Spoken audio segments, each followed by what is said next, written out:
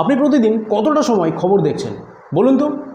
টিভিতে, ইউটিউবে, ফেসবুকে, এমনকি হোয়াটসঅ্যাপে কোথাও না কোথাও একটা খবর ঠিকই আপনার চোখে পড়ে না? অবশ্যই পড়ে। আপনি যে ফোনটা নিয়ে রেখেছেন সেই ফোনে কোনো না কোনো সময় নোটিফিকেশান আসলো, বা আপনি বাড়ি গিয়ে টিভি খুলছেন, সেখানে খবরের চ্যানেলে একটা খবর চলে আসলো হট করে। প্রতিদিন যা ঘটছে আমাদের চোখের সামনে চলে আসে, কিন্তু আপনি একবারও কি ভেবে দেখেছেন যে খবরটা আপনি দেখছেন সেটা আদৌ সত্যি তো, নাকি সেটা কারোর প্রোপাগান্ডা, নাকি কারোর বিজনেস, নাকি নিছক মিথ্যা? তো নমস্কার, আমি রানানাথ। আজকের ভিডিওতে আমি পুরোপুরি এই বিষয় নিয়ে আলোচনা করতে চলেছি যে আদৌ কি নিউজ চ্যানেলে যে খবরগুলো দেখানো হয় সেগুলো আদৌ সত্যি, নাকি টাকা কামানোর একটা বিজনেস। তো চলুন শুরু করি। আজকাল নিউজ মানে বিজনেস হয়ে গেছে। আগে খবর মানে ছিল তথ্য দেওয়া, এখন খবর মানে তথ্য বিক্রি করা। আর এই বিক্রির জন্য দরকার টিআরপি। টিআরপি মানে টেলিভিশন রেটিং পয়েন্ট, বুঝতে পারছেন? তাই এখন নিউজ চ্যানেলগুলোর মূল টার্গেট হচ্ছে আপনার মনোযোগকে ধরা, আপনাকে উত্তেজিত করা, আপনার রাগ, ভয়, আনন্দকে কাজে লাগিয়ে আপনার স্ক্রিনে আপনাকে আটকে রাখা। আপনি যদি লক্ষ্য করেন, খবর শুরু হওয়ার আগেই একটা কড়া ব্যাকগ্রাউন্ড মিউজিক চলে, দেখতে পারবেন। কখনো না কখনো আপনি নিউজ চ্যানেল খুলে দেখেছেন, বা কোনো না কোনো কিছু খুলে দেখেছেন। আপনি ভিডিওতে, ইউটিউবে যদি ভিডিও দেখে থাকেন, তাহলে আপনি দেখবেন যারা কথা বলছে বা যারা সঞ্চালক, গলা তারা উচ্চ স্বরে রেখেছে, চিৎকারের মতন করে কথা বলে, আর একসঙ্গে 5-6 জনকে ডিবেটে বসিয়ে দেয় ঝগড়া করানোর মতন। সেই মুহূর্তে দাঁড়িয়ে এই জিনিসগুলো কিন্তু টিআরপির জন্য অনেক মানুষকে নিয়ে এসে এই জায়গাটা ওরা বিজনেসের জন্য তৈরি করে নেয়। তো আমি আজকে এই ধরনের কথা কেন বলছি? দেখুন, এই ধরনের কথা বলার উদ্দেশ্য আছে। এই যে সোশ্যাল মিডিয়ার আপনি নিউজ যে সমস্ত কিছু দেখছেন, এগুলোর কিন্তু বিভিন্ন ভয়ঙ্কর দিক আছে। একটা বিরাট বড় কিছু হয়ে যেতেও কিন্তু পারে।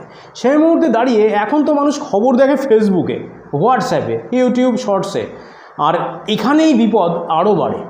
কারণ সোশ্যাল মিডিয়ার খবর আসল না নকল সেটা বোঝার কোনো, যাচাই করার কোনো জায়গাই নেই। সেই মুহূর্তে দাঁড়িয়ে একটা পুরনো ভিডিও বলা হচ্ছে নতুন হিংসা। মানে আপনি একটা ইউটিউবে স্ক্রল করে দেখছেন, এখন হয়তো এমন একটা টপিক চলে এসছে, সেই জায়গায় ওই ভিডিওটা চালিয়ে দিয়ে একটা হিংসা, হিন্দু মুসলমানদের মধ্যে দাঙ্গা বাঁধিয়ে দেওয়া, বুঝতে পেরেছেন? অন্য দেশের ছবি বলে চালানো হচ্ছে ভারতের ঘটনা, বুঝতে পারছেন? তার মানে ভারতে যেটা ঘটেনি সেটা অন্য দেশের। এই যে প্লেন ক্রাশ হলো, তার জন্য বিভিন্ন ভিডিও পাওয়া গেছে, কিন্তু এরকমও কিন্তু ফেক ভিডিও পাওয়া গেছে যে ভিডিওগুলো কিন্তু ভারতে ঘটেইনি, অন্য দেশে ঘটেছিল, সেটা এনে ঘটানো হয়েছে। সেই মুহূর্তে দাঁড়িয়ে শুধু ফেক স্ক্রিনশটও কিন্তু নিউজে দেখানো হয় বা আপনার ফোনে দেখানো হয়।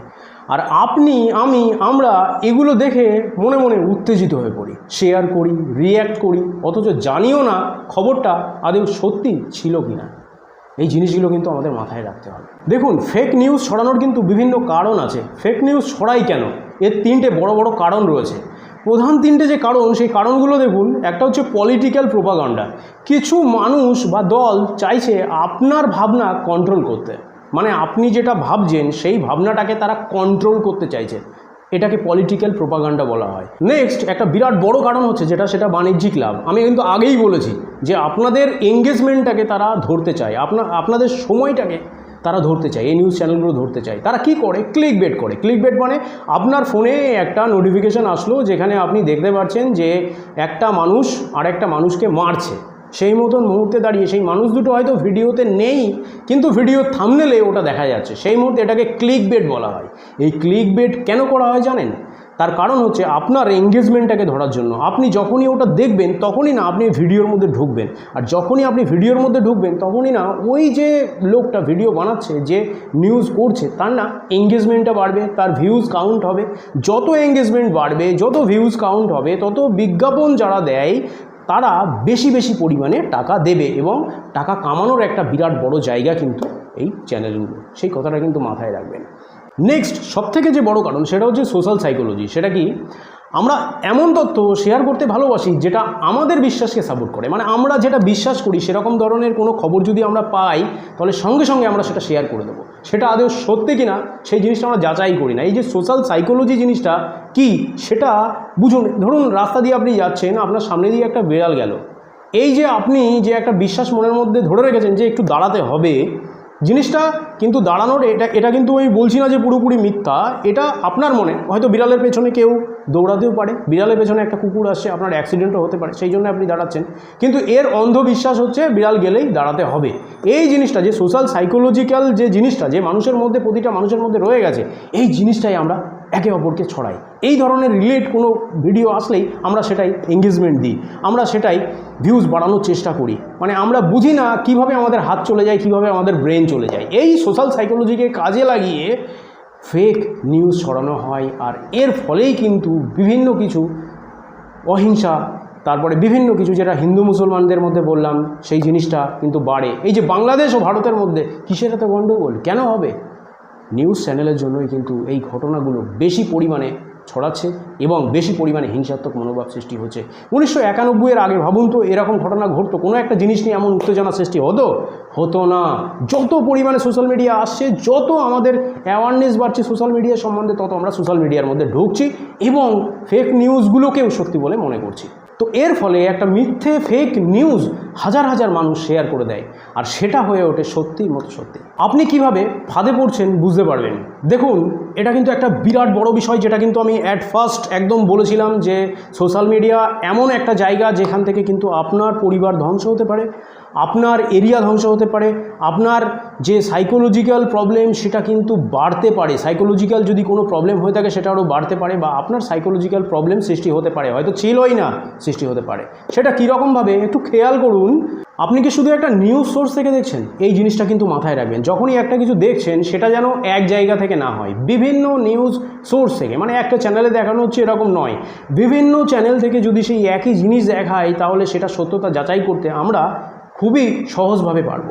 সেই মতন মুহূর্তে দাঁড়িয়ে নেক্সট আপনি এই কথাটা কিন্তু বিশ্বাস করেন, একটা কথা মাথায় রাখবেন যে আপনি যে চ্যানেলটাকে সাবস্ক্রাইব করে রেখেছেন, বা বারবার যে নিউজ চ্যানেলটাকে দেখেন, বা বারবার নিউজ চ্যানেলে যে লোকটা আপনাকে কথাগুলো বলছে তাকে আপনি বিশ্বাস করে ফেলেন। আর এই বিশ্বাসের জায়গাটা নিয়ে কিন্তু তারা আপনার পছন্দের চ্যানেলরা ভুল খবর দিলেও আপনার সেটা সত্যি মনে হয়। সেই মতন মুহূর্তে দাঁড়িয়ে আরেকটা বিরাট বড় জিনিস, আপনি যখন ফেসবুক বা হোয়াটসঅ্যাপে শেয়ার হওয়া ভিডিও যাচাই না করেই দেখেন বা বিশ্বাস করেন, তখনই কিন্তু আপনার ভীষণ বড় ক্ষতি হয়। তো এই যে কথাগুলো আমি বললাম, মানে শুধু একটা নিউজ সোর্স থেকে দেখা, আপনি যে চ্যানেলটাকে দেখছেন তাকে বিশ্বাস করা, সেই লোকটাকে বিশ্বাস করা, বা আপনি ফেসবুক বা হোয়াটসঅ্যাপে শেয়ার হওয়া ভিডিও যাচাই না করেই দেখছেন, এই তিনটেই যদি আপনি করেন, আপনি কিন্তু ধীরে ধীরে একটা ফিল্টার বাবলে ঢুকে পড়ছেন। আপনার সাইকোলজির সঙ্গে কিন্তু তখন আপনার ফোন বা টিভি খেলা শুরু করবে।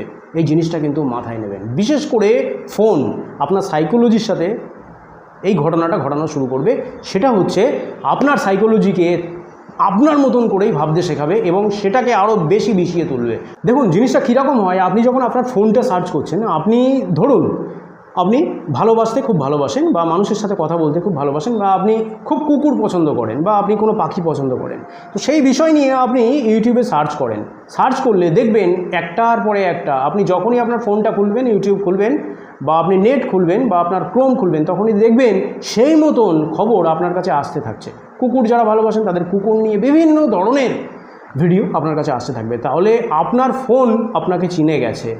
এটা একটা সাইকোলজি, আপনার সাইকোলজি নিয়ে কিন্তু আপনার ফোন খেলছে না, আপনার ফোনে আপনি যাদের ভিডিও দেখছেন তারা কিন্তু খেলছে। এই বিরাট বড় জিনিস। আপনি ধরুন একটা ভুল করেছেন, সেই ভুলটাকে ঢাকার জন্য আপনি ফোনে সার্চ করছেন। এইবার ফোনে সার্চ করলে পরে আপনার ফোন কিন্তু আপনার যে আপনি কমেন্ট দিয়েছিলেন সেই কমেন্টকে কিন্তু ফলো করবে।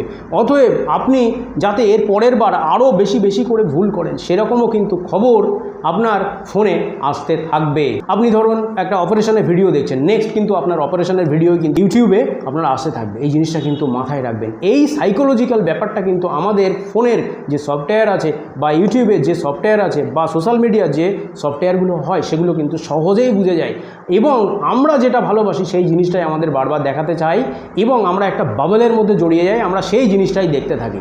মানুষ সেই তথ্যটাই খোঁজে যেটা সে বিশ্বাস করে। ফলে আপনি আস্তে আস্তে সত্য থেকে অনেক দূরে সরে যান। এই জিনিসটা কিন্তু মাথায় রাখতে হবে। তো অ্যাট লাস্ট আমি আপনাদেরকে বলবো সমাধানটা কি, আমরা কিভাবে এই সোশ্যাল মিডিয়া এই ফেক নিউজ থেকে দূরে থাকবো, সমাধানটা কি, তাহলে উপায়টা আমাদের কিভাবে বের করতে হবে। জিনিসটা যদি ভালোভাবে জানতে হয় তাহলে আমাদের একাধিক সূত্রে, ফার্স্ট একাধিক সূত্রের খবর যাচাই করুন। যেরকম TV, print, YouTube, fact checking site সব মিলে এই তথ্যগুলো তুলনা করুন, সমস্ত কিছু দিয়ে তথ্যকে তুলনা করুন, জিনিসটা মাথায় রাখবেন। সেকেন্ড, ফ্যাক্ট চেকিং করুন, ওয়েবসাইট ব্যবহার করুন, যেরকম বিভিন্ন ধরনের ওয়েবসাইট হয়, ক্রোমে বা গুগলের বিভিন্ন জায়গায় গিয়ে বা ইউটিউবে বা নিউজ চ্যানেল খুলে দেখুন, এই সমস্তভাবে ফ্যাক্টগুলো চেক করুন যে জিনিসটা আদৌ সত্যি কি না। কারোর ফোন যদি আপনি দেখেন, কারোর বলতে সবারই ফোন আপনি যখন দেখবেন, ইউটিউব খুলবেন, তার সাইকোলজি অনুযায়ী কিন্তু তার ভিডিও আসতে থাকবে। কারোর যদি সাইকোলজি বুঝতে হয় তাহলে কিন্তু তার ফোন থেকে তার সাইকোলজি বুঝে ফেলা যায়। এটা কিন্তু কোনো জাদু খেলা নয়, ওই যে জ্যোতিষীরা পারে না, এরকম বলে না আমি এই করতে পারি ওই করতে পারি, আপনার ফোন দেখে এইভাবেই করে। তো সেই মতন মুহূর্তে দাঁড়িয়ে থার্ড যে পয়েন্ট আপনি সমাধান কীভাবে করবেন সেটা হচ্ছে ভিডিওর তারিখ ও উৎস দেখুন। তার মানে অনেক পুরনো বা বিদেশি ফুটেজ নতুন বলে চালানো হয়, সেই মতন মুহূর্তে দাঁড়িয়ে আপনার তারিখ ও উৎসটা দেখা কিন্তু খুব প্রয়োজন। 4 নম্বর যে পয়েন্ট আপনি করবেন, অতিরঞ্জিত টাইটেল দেখেই সাবধান হন।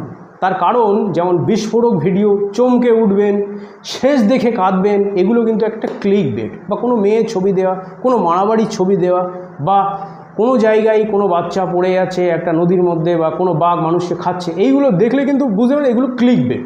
তো 5 নম্বর সেটা হচ্ছে নিজের পরিবার ও বন্ধুদের সচেতন করুন। কারণ ফেক নিউজের চেন এমনিতেই ছড়ায়, সেই মতন মুহূর্তে দাঁড়িয়ে আপনি যদি সচেতন করেন তাহলে মানুষ এই ফোন এর ইউটিউবে যে সাইকোলজিক্যাল ইফেক্ট, এই জিনিসটা বুঝতে পারবে, এবং আমাদের সোশ্যাল মিডিয়ার যে সাইকোলজিক্যাল ইফেক্ট এটা বুঝতে পারবে। তো সত্যকে খুঁজে পাওয়া আজকাল কিন্তু কঠিন হয়ে যাচ্ছে, তবে আপনি যদি সচেতন থাকেন, আপনি যদি নিজের মতো করে নিজেকে গড়েন, আপনি যদি যাচাই করেন, তাহলে আপনি নিজের চারিপাশের মানুষকেও এবং নিজেকেও সঠিক দিক দেখাতে পারবেন। এই জিনিসটা কিন্তু মাথায় রাখতে হবে। সোশ্যাল মিডিয়া কিন্তু একটা বিরাট বড় বাজে জিনিস, যেরকম ভালো জিনিস সেরকম কিন্তু বিরাট বড় বাজে জিনিস, একটা বাচ্চাকে নষ্টের পথেও কিন্তু নিয়ে যেতে পারে। আর এই যে আপনি স্মার্টফোন ব্যবহার করছেন সেটা কিন্তু সবাই করে, তো সেই মতন মুহূর্তে দাঁড়িয়ে আপনি স্মার্টলি একবারও কিন্তু ভাবছেন না। আমরা কিন্তু স্মার্টফোন ইউজ করছি, আমরা স্মার্ট ব্যান্ড ইউজ করছি, আমরা স্মার্ট নিক ব্যান্ড ইউজ করছি, আমরা সমস্ত কিছু স্মার্ট করছি, স্মার্ট টিভি দেখছি, কিন্তু আমরা নিজেকে কি স্মার্ট করছি? নিজেকে স্মার্ট করছি না। যদি করি তাহলে কিন্তু এই সমস্ত বিষয়ে আমরা কখনোই সময় দেব না, জিনিসটা ভাবতে হবে। ক্লিক বেট দেখে সঙ্গে সঙ্গে আমরা সেই জায়গায় ঢুকবো না। তো ভুয়ো খবর, বিভ্রান্তিকর প্রচার আর মিডিয়ার নাটক, এগুলো দেখে আমরা কখনোই উত্তেজিত হব না। আমরা বেরিয়ে এসে সত্যিকারের তথ্য খুঁজবো এবং সামনের দিকে এগোবো। তো এই ভিডিওটা যদি আপনার একটু হলেও চোখ খুলে দেয় তাহলে লাইক, শেয়ার আর কমেন্ট অবশ্যই করবেন। আমি আর ফেক নিউজে বিশ্বাস করব না, এই জিনিসটা মাথায় নিয়ে চলবেন। আর এরকম আরও ইনফরমেশান, এডুকেশনাল কন্টেন্ট পেতে চ্যানেলটাকে সাবস্ক্রাইব করে পাশে থাকুন। আপনি জানেন সচেতনতা মানেই শক্তি। নমস্কার।